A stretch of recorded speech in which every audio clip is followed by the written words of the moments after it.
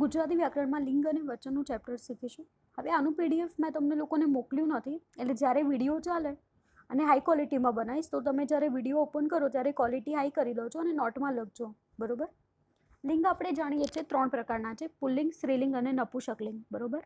હવે આ 3 પ્રકારના લિંગ છે તે ક્રિયાપદમાં, વિશેષણમાં કઈ રીતે ફેરફાર કરે છે, અસર કરે છે તેની માહિતી મેળવીશું. તેની વ્યાખ્યા પણ આપેલી છે, જોઈ લઈએ. સંજ્ઞાના લિંગ અને વચન. સંજ્ઞા ઉપર નામનું મેં તમને લોકોને વિડીયો અપલોડ બી કર્યો છે અને પીડીએફ પણ મોકલ્યું છે.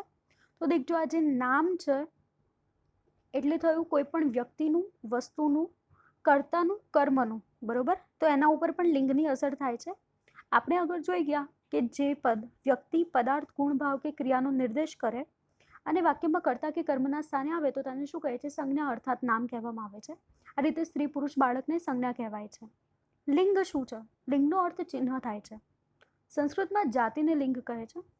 પુલ્લિંગ નર જાતિને, સ્ત્રીલિંગ નારી જાતિને, નપુંસકલિંગ નાન્યતર જાતિને સૂચવે છે. આ 3 લિંગ છે: પુલ્લિંગ, સ્ત્રીલિંગ અને નપુંસકલિંગ. લિંગ વિશે થોડી માહિતી મેળવી લઈએ. આપણે બધા જાણીએ છીએ પુલ્લિંગ, સ્ત્રીલિંગ અને નપુંસકલિંગ. આપણે એક એક્ઝામ્પલ આપું ઇંગ્લિશમાં, તો પુલ્લિંગ માટે હી, સ્ત્રીલિંગ માટે શી અને નપુંસકલિંગ માટે ઇંગ્લિશમાં ઇટ વાપરીએ જ છીએ. બધી સંજ્ઞાઓ કોઈક ને કોઈક રીતે લિંગ ધરાવે જ છે. કેટલીક સંજ્ઞાઓ ઓળખવા માટે લિંગ ચિહ્ન નથી હોતું, જ્યારે કેટલીક સંજ્ઞાઓમાં લિંગ ચિહ્ન ધરાવે છે.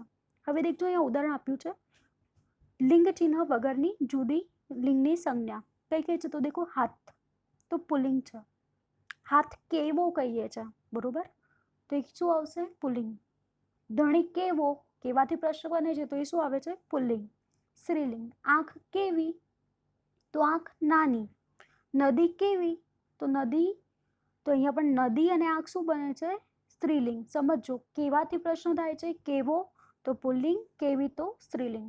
નપુંસકલિંગમાં નોર્મલી આપણે પૂછીએ છીએ કેવું, પેટમાં કેવું દુખે છે, કેટલું દુખે છે, તો અહીંયા આગળ પેટ શું થશે? નપુંસકલિંગ. લોહી વહ્યું, લોહી નીકળ્યું, નીકળ્યું આવે છે તો શું આવશે? નપુંસકલિંગ. કૂતરું કેવું, કૂતરું, તો શું થશે? નપુંસકલિંગ. પણ આપણે કૂતરો કહીએ તો શું થશે? પુલ્લિંગ. કૂતરી કહીએ તો શું થશે? સ્ત્રીલિંગ. આ બધું ધ્યાન રાખવા જેવું છે.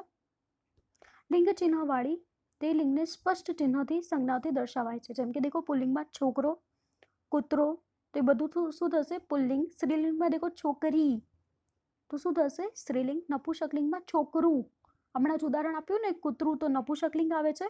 કૂતરો, કૂતરો છે, રો આવે છે તો પુલ્લિંગ થાય છે.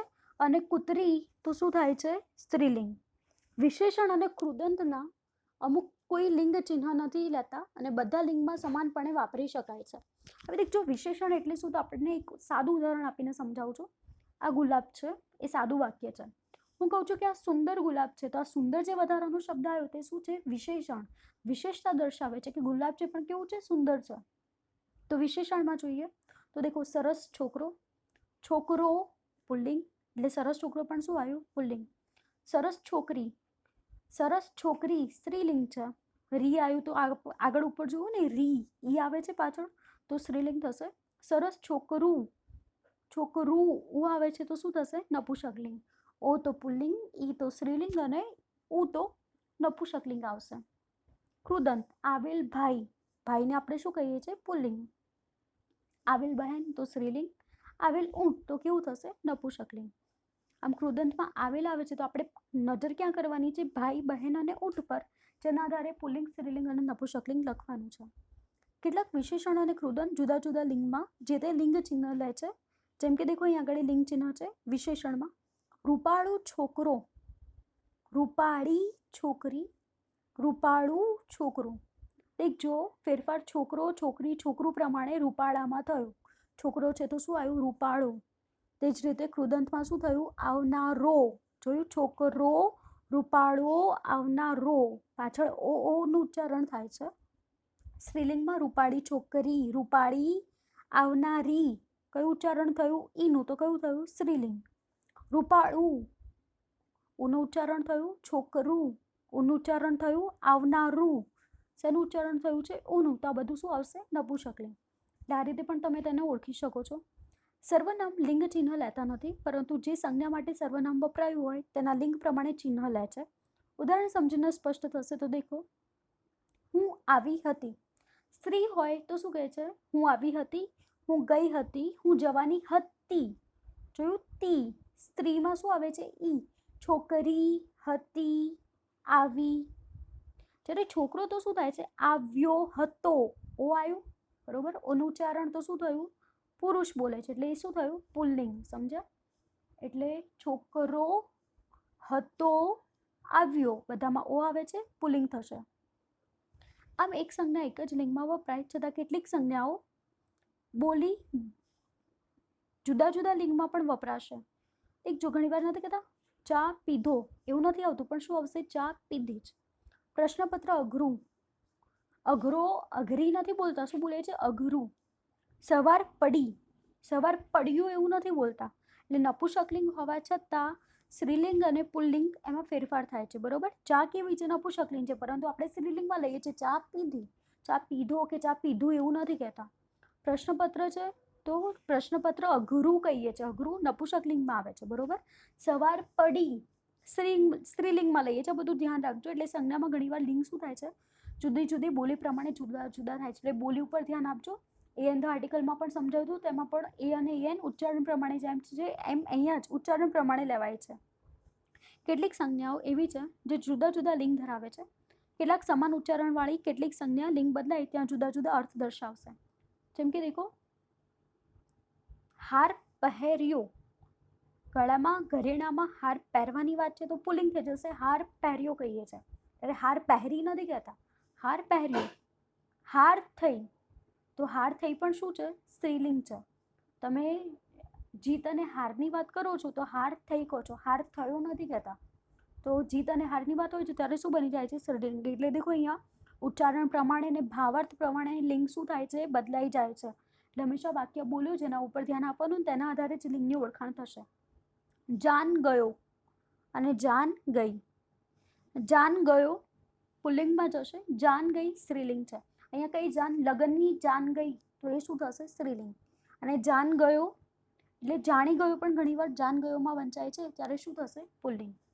લિંગ બનાવવાની રીત કઈ રીતે આ લિંગ થાય છે? તો ભિન્ન ભિન્ન લિંગના નામ અને જુદી જુદી રીત થાય છે. સાદી રીતે દેખો તો નિર્જીવ સૃષ્ટિમાં જાતિભેદ, નર કે નારીનો તફાવત હોતો નથી. અન્ય અર્થભેદ હોય છે. ભિન્ન ભિન્ન લિંગમાં સંજ્ઞાઓના મૂળ અંગમાં ઓ, ઈ, ઉ ચિહ્ન લાગીને તૈયાર થાય છે. જેમ કે ઓરડો, ઓરડી, તપેલું, તપેલી, ટોળું, ટોળી. અથવા ક્યારેક લિંગને સંજ્ઞામાં ઓ, ઈ, ઉ ચિહ્ન લાગીને ઘણીવાર ડ, લ, અળ પ્રત્યય પણ લાગે છે. જેમ કે કણ છે તો પુ પુલ્લિંગ, ઉપરથી કણો, કણી, કણું એવું પણ બને છે. લાડુ તો શું છે? પુલ્લિંગ છે. અને લાડુડી, લાડુ એવું પણ શબ્દ બને છે. એટલે જ્યારે લાડુ અને કણ આવે છે તો બને શું છે? પુલ્લિંગ છે. લાડુ કેવો લાગ્યો, કેવો કહીએ છીએ, જોયું? તો કયો પ્રશ્ન બન્યો? પુલ્લિંગ. કેટલા કણ હતા, કેવા કણ હતા, તો કેવો, તો શું થયું? પુલ્લિંગ. સજીવ સૃષ્ટિમાં જેમ જાતિભેદ હોય છે તેમ ભિન્ન ભિન્ન લિંગમાં જુદી જુદી રીતે થાય છે. ઉદાહરણો આપ્યા છે. ઘણી ઠેકાણે નર અને નારીના ભેદને દર્શાવવા અલગ અલગ સંજ્ઞા વપરાય છે, જેમ કે મા બાપ, ભાઈ બહેન, વર વહુ.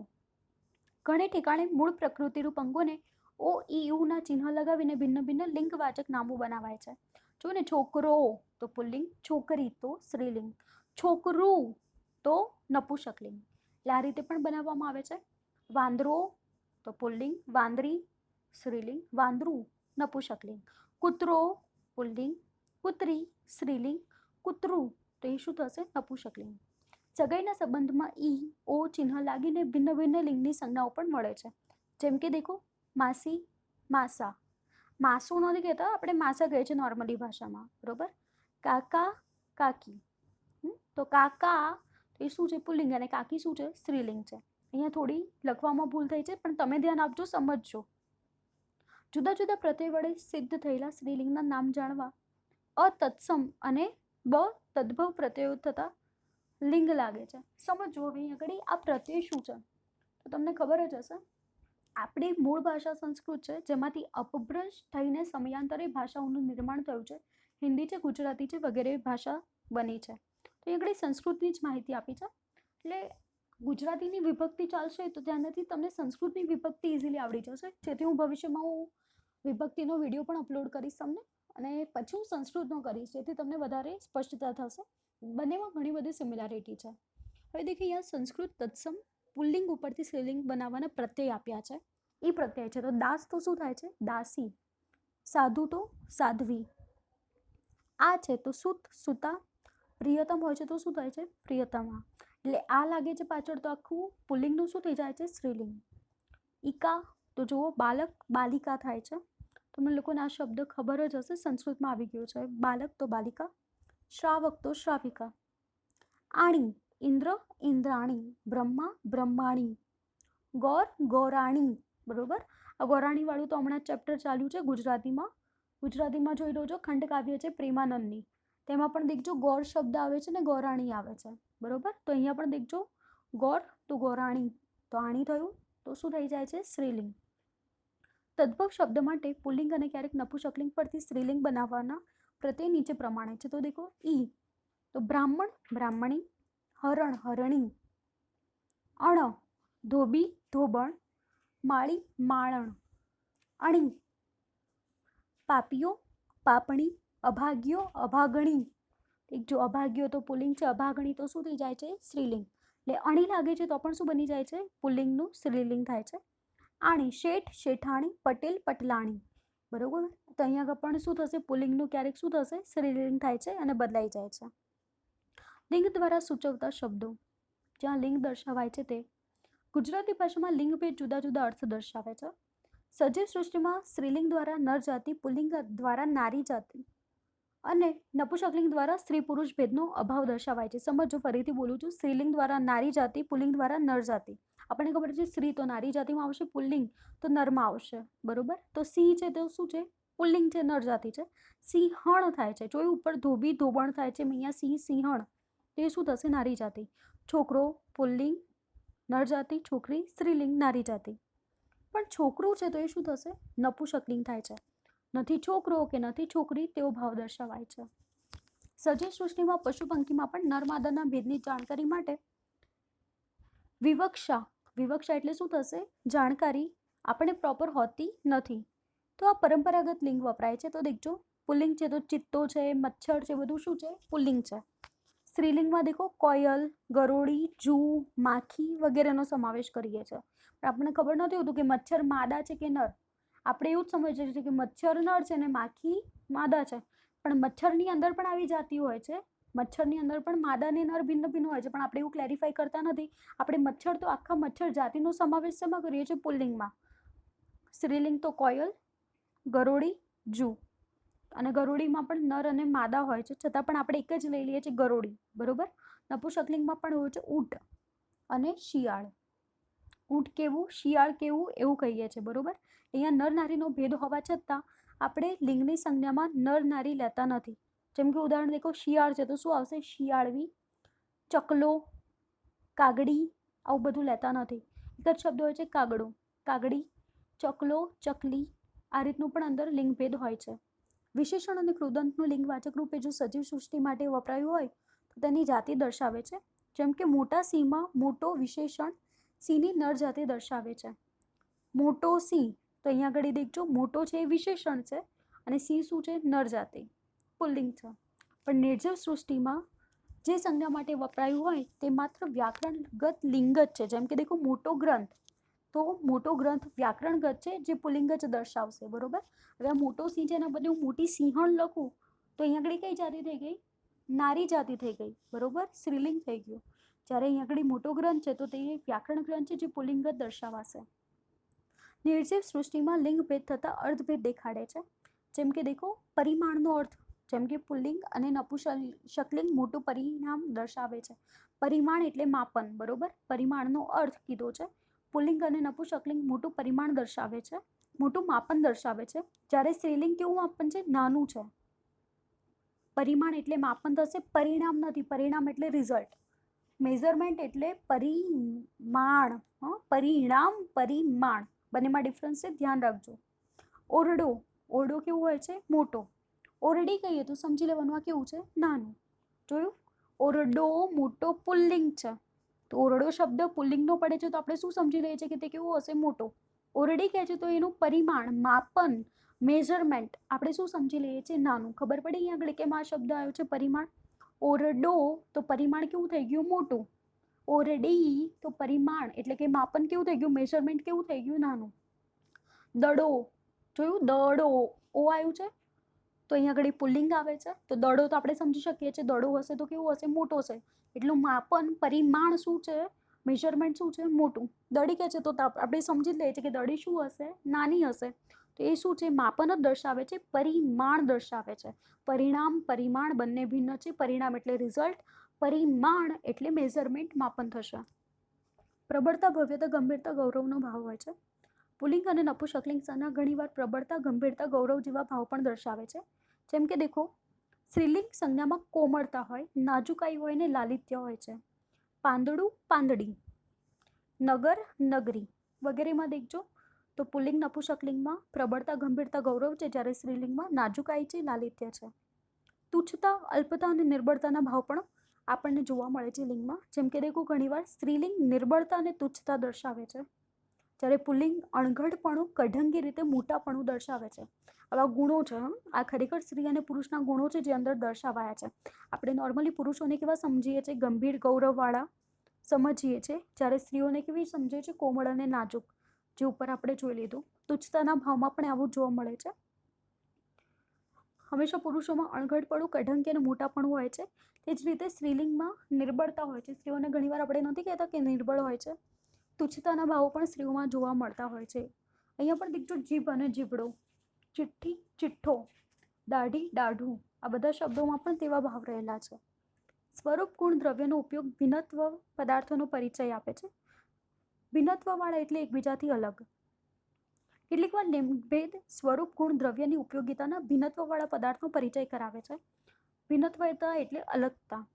લિંગભેદમાં ગુણ દ્રવ્યની અલગતા છે તે દર્શાવે છે. જેમ કે દેખજો, કિનારો પુલ્લિંગ, તો કિનારો તો શું સમજીએ છીએ? દરિયાનો કિનારો. શબ્દ કિનારો પડે છે તરત સમજણ પડી જાય છે કે આ દરિયાનો છે. કિનારો છે તો શું છે? પુલ્લિંગ છે.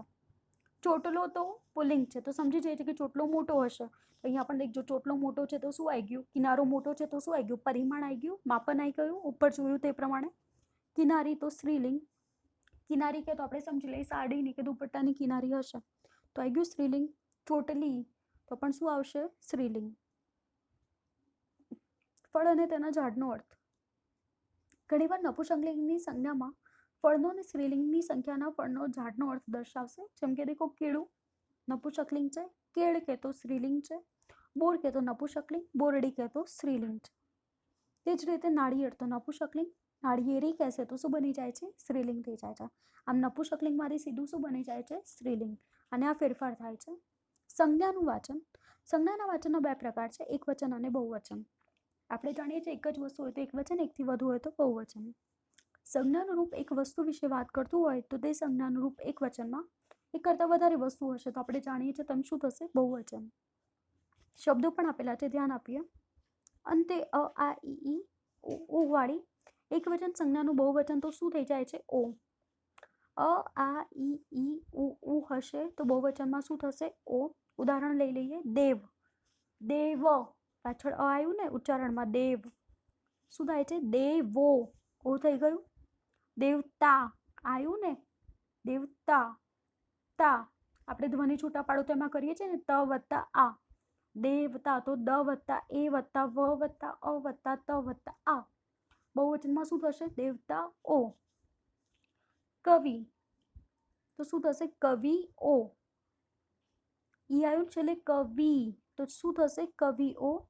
ચોપડી ઈ આવે છે છેલ્લે તો શું થશે? ચોપડીઓ.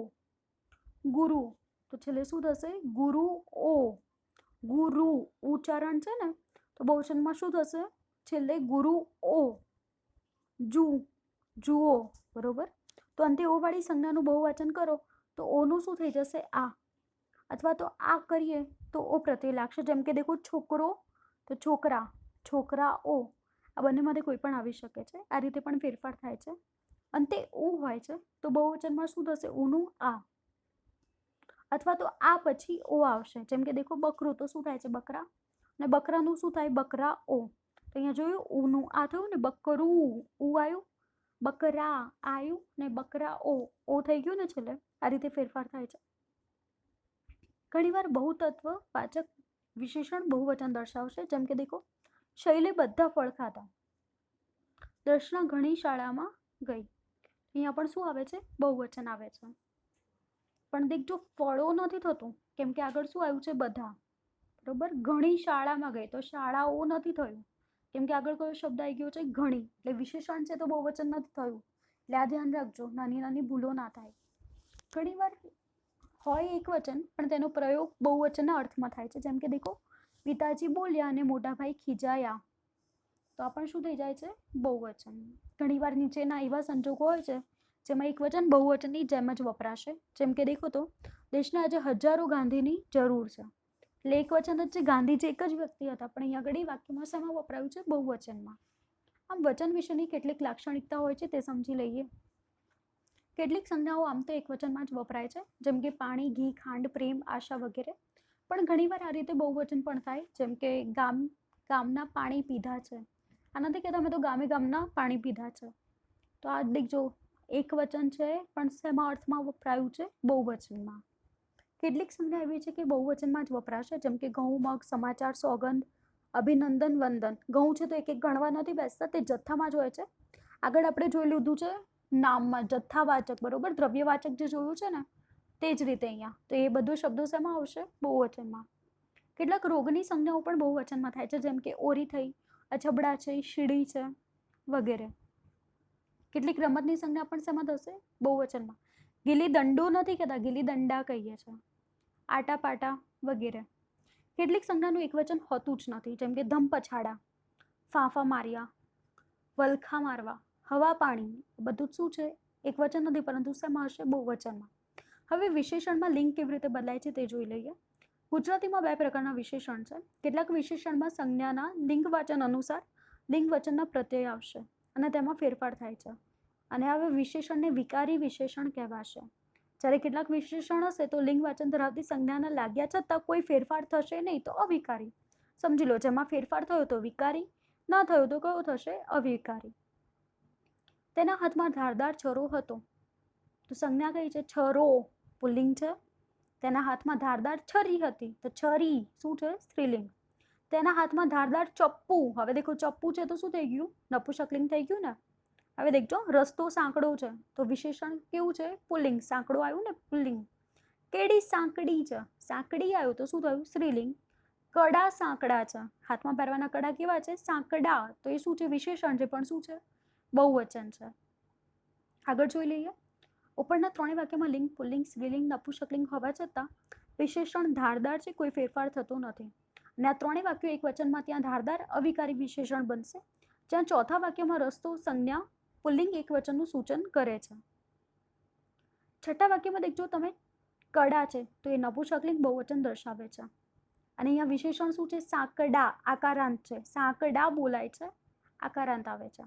આમ 4, 5 અને 6 વાક્યો વિશેષણની અલગ અલગ સંજ્ઞા દર્શાવે છે અને તે પ્રમાણે તેનો ફેરફાર દર્શાવે છે. એટલે કે તે કેવા છે? વિકારી વિશેષણ છે. સર્વનામમાં લિંગ વચન. સર્વનામ તમે જોયું હશે, તેમાં લિંગ અને વચનમાં કઈ રીતે ફેરફાર થાય છે તે.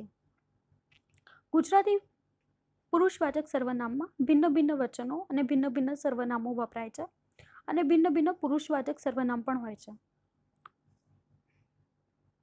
એ દર્શના, તું અત્યારે શું ખાય છે? તો એક વચન સ્ત્રીલિંગ, તું સર્વનામ વપરાયું છે.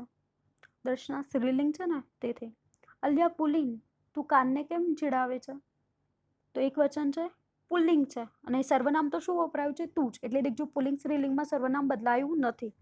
પુલ્લિંગ દર્શના, તમે બંને અહીં આવશો, તો દેખજો અહીંયા બહુવચન છે તમે, અને તમે શું છે? સર્વનામ. અહીંયા બે વ્યક્તિને બોલાવે છે, કોને? પુલ્લિંગને અને દર્શનાને. આમ ઉપરના વાક્યમાં સાંભળનાર દર્શના તું સર્વનામથી બોલાય છે. દર્શના શું છે? છોકરી છે, સ્ત્રીલિંગ છે, એક વચન છે. બીજા વાક્યમાં પુલ્લિંગ છે, તે પણ એક વચન છે પણ પુલ્લિંગ છે. ત્રીજું વાક્ય દેખજો, તેમાં બદલાઈ જાય છે, દર્શન અને પુલ્લિંગ બંને ભેગા થાય છે એટલે બહુવચન થઈ ગયું, ત્યારે સર્વનામ બદલાયું. આમ જોયું, લિંગ ક્યારે બદલાશે? લિંગના આધારે સર્વનામ. એક વચન હશે તો લિંગ તેનું તે રહે છે, પરંતુ બહુવચન થશે તો લિંગ શું થશે? બદલાઈ જશે. આ ઉપરાંત દર્શક, સાપેક્ષ, પ્રશ્નવાચક, અનિશ્ચિત, સ્વવાચક સર્વનામમાં કોઈ સર્વનામ પણ લિંગ વચન સૂચવતી સંજ્ઞાના બદલે આવે તો પણ તેના તે જ રૂપે આવશે, કોઈ ફેરફાર થતો નથી. દર્શક સર્વનામમાં પેલું એક જ સર્વનામ અપવાદરૂપ છે, આ સર્વનામ જ્યારે પુલ્લિંગ સૂચક એકવચનમાં, પુલ્લિંગ બહુવચનમાં આવે ત્યારે પેલોનું પેલા થાય છે, પણ સ્ત્રીલિંગ બહુવચનમાં પેલીનું પેલું જ રહે છે. આમ પેલું એ એક જ સર્વનામ લિંગ વચનના પ્રત્યય છે ને તેથી તે વિકારી સર્વનામ છે. પેલું સર્વનામ વિશેષણ તરીકે આવે તો પણ વિકારી વિશેષણ થશે નહીં.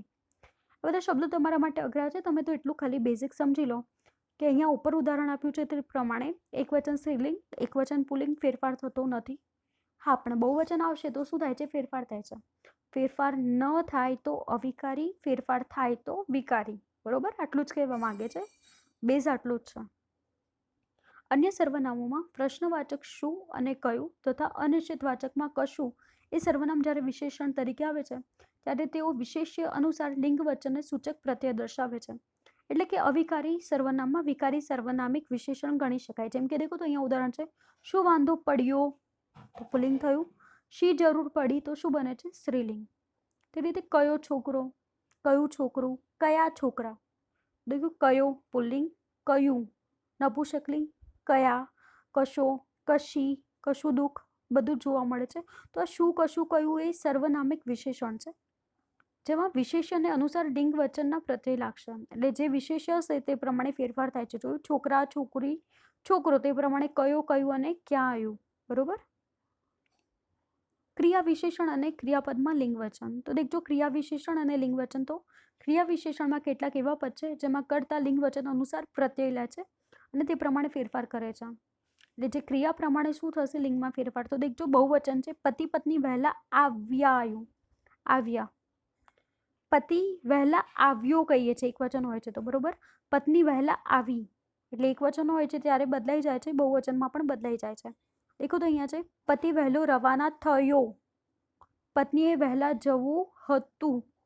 જવું હતું થયું તો શું થઈ ગયું? નપુંસકલિંગ. બરોબર. રવાના થયો એકવચન છે પણ શેમાં છે? પુલ્લિંગમાં છે. આ વાક્યમાં વહેલું ક્રિયા વિશેષણ છે. એકવચન, બહુવચન કે નપુંસકલિંગમાં જુદા જુદા પ્રત્યય થાય છે. એટલે આ કેવું છે? વિકારી ક્રિયા વિશેષણ. કેમ કે બધામાં દેખજો ફેરફાર થયા ને, આથી તેને શું કહેવાશે? ક્રિયા વિશેષણને વિકારી. જો ફેરફાર ન થાય તો શું કહેવાશે? અવિકારી. નીચે અવિકારીનું ઉદાહરણ છે, જોઈ લઈએ. ક્રિયા વિશેષણમાં કેટલાક એવા ક્રિયા વિશેષણ છે જેમાં કર્તાના લિંગ વચનમાં ફેરફાર છતાં તેનામાં કોઈ ફેરફાર થતો નથી. જેમ કે દેખો, પતિ પત્ની હસતા ચહેરે બહાર આવ્યા, બહુવચન છે. ગાંધીજીની મુલાકાત માટે પત્ની બહાર બેસી રહી તો શું છે? એકવચન. તો આ બંને વાક્યોમાં વપરાયેલું બહાર છે તો એમાં કોઈ પરિવર્તન જોવા મળતું નથી, આમ કોઈ ફેરફાર નથી. તેથી એ કેવું છે? અવિકારી ક્રિયા વિશેષણ છે. ક્રિયાપદના લિંગ અને વચનો.